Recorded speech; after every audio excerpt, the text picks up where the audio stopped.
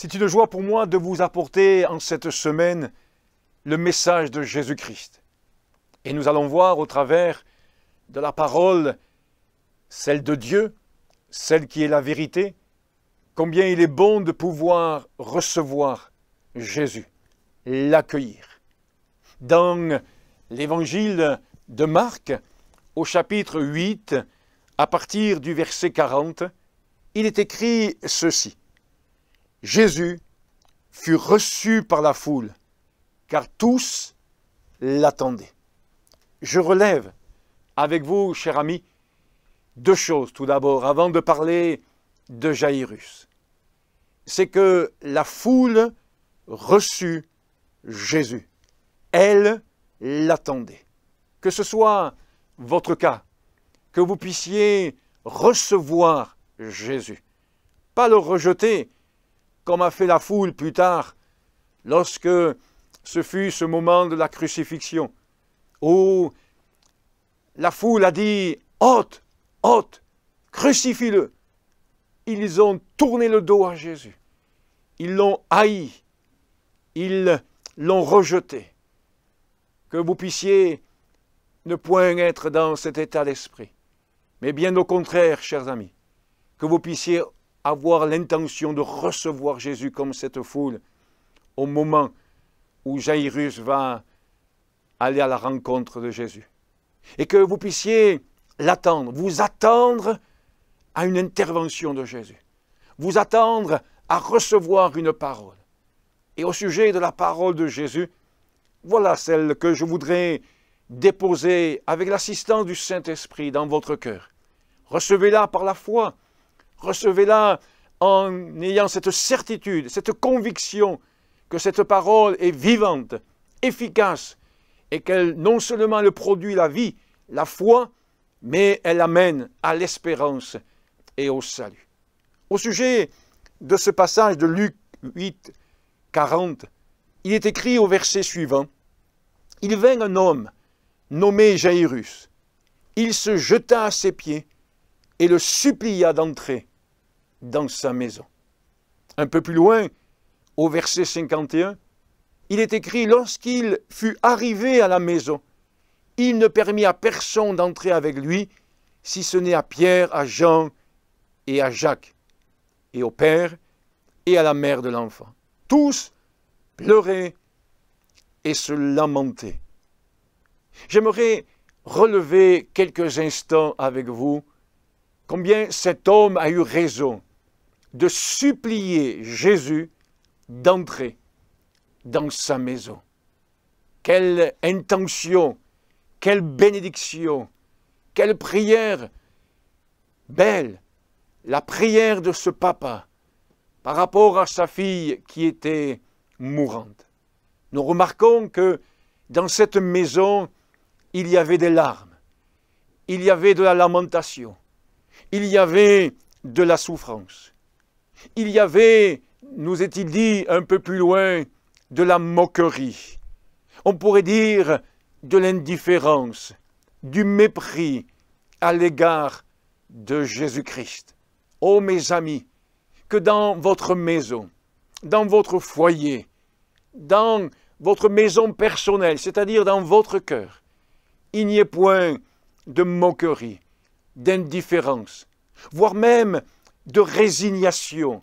Car quand nous lisons le contexte, nous nous apercevons que, oui, il y a une forme de résignation. Elle est morte. Il n'y a pas d'issue autre que celle de sa mort.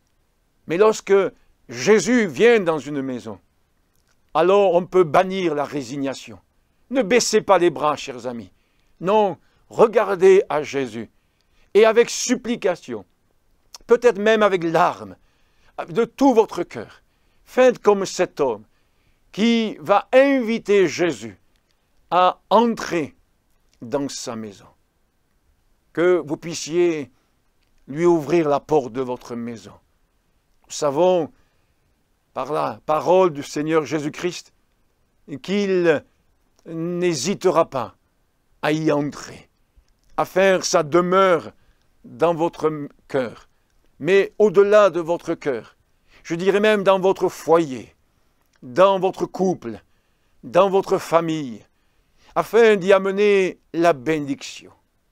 Cette supplication a été entendue par le Seigneur Jésus-Christ. Que vous puissiez aller vous-même à Jésus en vous mettant peut-être dans un lieu à part, en faisant silence autour de vous et de pouvoir vous adresser à celui qui vous aime, à celui qui a donné sa vie en mourant à la croix du Calvaire. Personne ne l'a obligé, ne l'a forcé à donner sa vie, mais il l'a donnée librement. Je remarque avec vous, chers amis, que lorsque Jésus est arrivé dans cette maison, il a souhaité y entrer quasiment seul. Il a demandé aux personnes de sortir. Oui, mes amis, peut-être avons-nous besoin de voir dans cette attitude de Jésus un conseil spirituel pour chacun d'entre nous. En effet, Jésus veut entrer dans notre vie. Mais pour cela, il est nécessaire que certaines choses soient ôtées de notre maison, soient ôtées de notre cœur, soient ôtées peut-être de notre foyer. Voyez ce parallèle que je peux faire entre notre maison spirituelle, notre cœur, et notre maison, notre foyer, notre lieu d'habitation.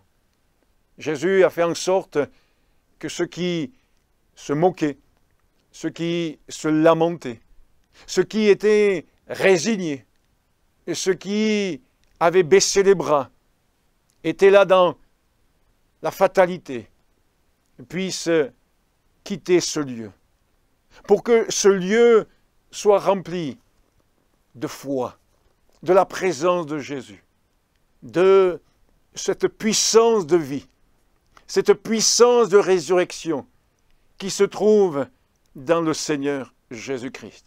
Jésus lui-même dira, par ailleurs, je suis la résurrection et la vie. Oui, mes amis, dans nos maisons, dans votre maison, il y a besoin qu'il y ait cette puissance de vie, cette puissance de résurrection. Parce que peut-être, quand vous regardez à l'état moral, peut-être à cet état spirituel, peut-être aux relations qu'il y a dans votre foyer, peut-être dans votre vie conjugale, c'est quasiment la mort. Mais Jésus veut redonner vie à vos relations conjugales. Jésus veut redonner vie à vos relations familiales. Jésus veut redonner vie à votre cœur. Alors faites comme Jairus. Suppliez Jésus de venir dans votre maison et enlevez tout cet esprit de moquerie. Croyez que le Seigneur va changer les larmes. Il va les enlever. Et de larmes qu'il y a peut-être dans votre vie, il va y mettre la paix, la joie et l'espérance. Nous apercevons que Jésus entre dans cette famille et il dit « Ne pleurez pas ». J'aimerais vous amener à vous projeter beaucoup plus loin en terminant ce court message. Oui, beaucoup plus loin. Car la Bible nous dit que si nous recevons Jésus-Christ dans notre cœur, si nous recevons Jésus-Christ dans notre vie, que nous renonçons au péché, que nous l'acceptons comme notre sauveur personnel, alors il nous donne la vie éternelle. Et cette promesse est bien réel en nous par le Saint-Esprit qui atteste cela. Et nous avons l'assurance de la vie éternelle. L'assurance qu'un jour nous serons dans la gloire, dans la présence éternelle avec Dieu. Et la Bible nous dit, oui, dans l'Apocalypse, la Bible nous dit qu'il séchera toute larme. Il n'y aura plus de pleurs. Quelle bénédiction! Ne pleurez pas. Croyez en Jésus. Recevez-le dans votre maison, dans votre cœur. Suivez le Seigneur Jésus et il vous donnera cette espérance éternelle.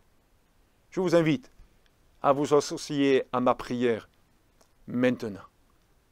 Seigneur, j'invoque ton nom à cet instant même, afin que par ton esprit, ces amis qui viennent d'écouter ces quelques paroles trouvent la force, le courage et la détermination à te recevoir dans leur vie, dans leur cœur, que ce qu'a expérimenté Jairus, ainsi que son foyer, puisse être expérimenté par ces personnes.